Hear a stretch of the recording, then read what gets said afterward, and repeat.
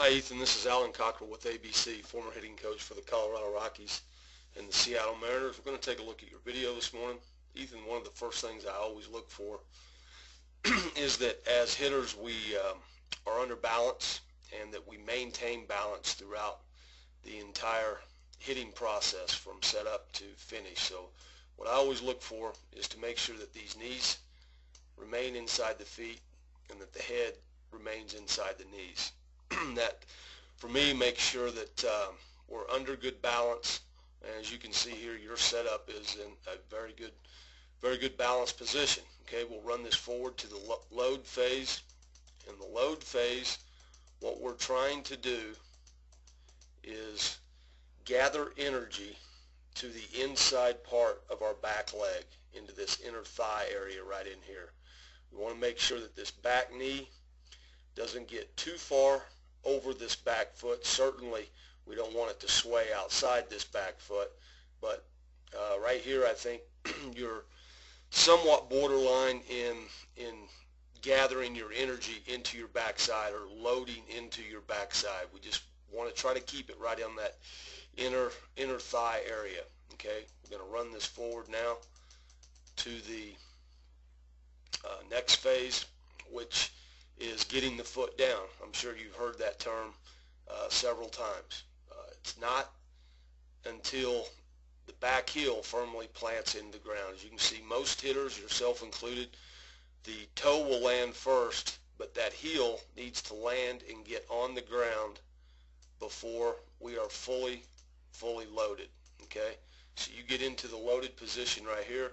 The next thing I look for is to make sure that we do not open the stride foot more than 45 degrees, and you're at 43 degrees, so you're actually in a very good position right there. The other thing I look for at this particular time is to make sure that when the heel plants down, okay, that we have good equal bend in both knees right here.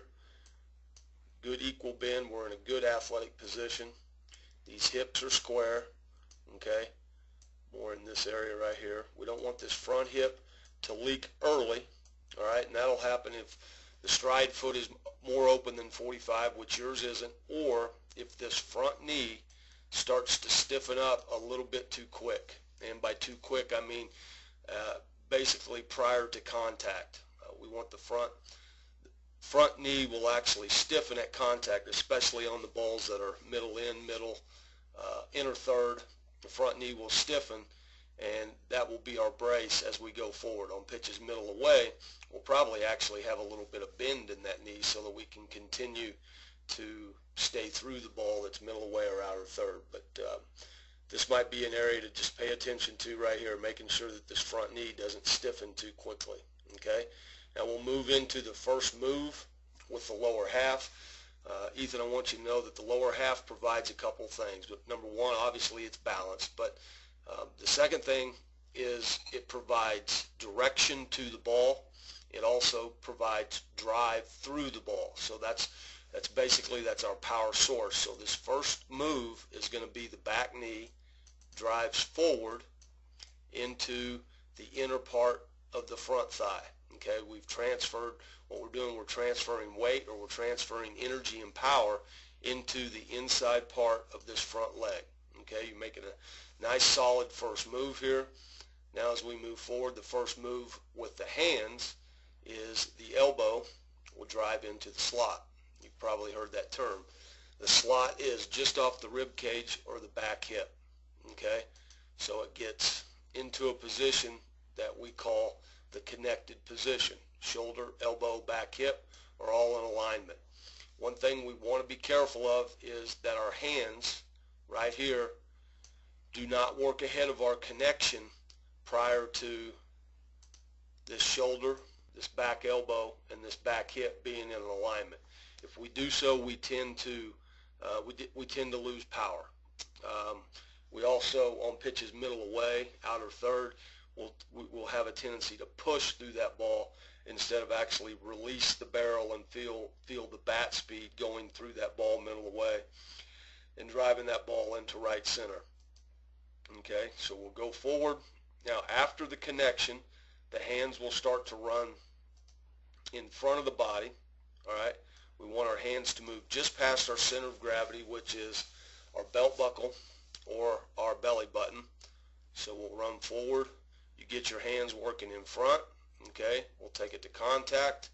See a couple good things right here. I see good palm up, palm down position at contact, and I also see your head and eyes working right down the barrel of the bat. It's important for you to know that at contact, my head and eyes need to be looking right down the barrel of the bat in the contact area, in the hitting area, as well as past contact.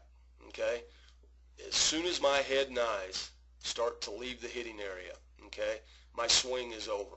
The barrel of the bat will follow my head and eyes. So I need to emphasize to you how important it is to keep your head and eyes in the hitting zone at and past contact. One of the things I always tell my guys is let's keep our head there at least one count past contact, so that we ensure that we're getting that good full extension of the barrel of the bat looking right out towards the pitcher. You've done a really good job of this. Okay, we'll run this forward into finish, and then you finish nice under balance. One of the reasons that I think you've stayed under balance good is this front foot. We haven't opened it up past 45-degree angle. So that is all very good. What I'd like to see you do is we're going to do some one-handed drill work. Okay, we're going to set a tee out here on the outer third of the plate. Okay, I'm going to set that tee even with or just inside my stride foot. All right, I'm going to put a little ball on there. Okay, just like this. Now what we're going to do is we're going to get into the position where this knee drives, okay, and we're going to take our bottom hand off the bat. This is going to be a top hand drill. And I'm going to get into a connected position where I can feel my shoulder. Let me do it with this. Where I can feel that my shoulder, my elbow, and my back hip are in alignment, and that top hand is working more from this position. And once I feel I get into that connected position, I'm going to just hold it there. I'm going to make sure everything's in a good position, and now I'm just going to release the barrel or skip a rock. Feel like you're skipping a rock with that top hand, and just feel the bat speed and the release of the barrel going through that ball middle of the way. If we do this drill in a cage, obviously we're going to be working through the right side of the cage. If we do this drill on a field, we're going to be hitting line drives through the second baseman and line drive, backspin line drives into the right center field gap. Okay, once we start to feel that the top hand is working good, it's not working in front of my power source, which is this back hip right here, prior to our connection, then I'll go ahead and I'll put two hands on and I'll do the same thing, and I'll work it into the slot, make sure my hands are not in front of my power source, and then just feel the release and feel the bat the bat speed just maximizing through contact. Okay, I think that'd be a good drill for you to feel how the barrel releases through the baseball. All right, bud, thanks for coming to our camp, and good luck.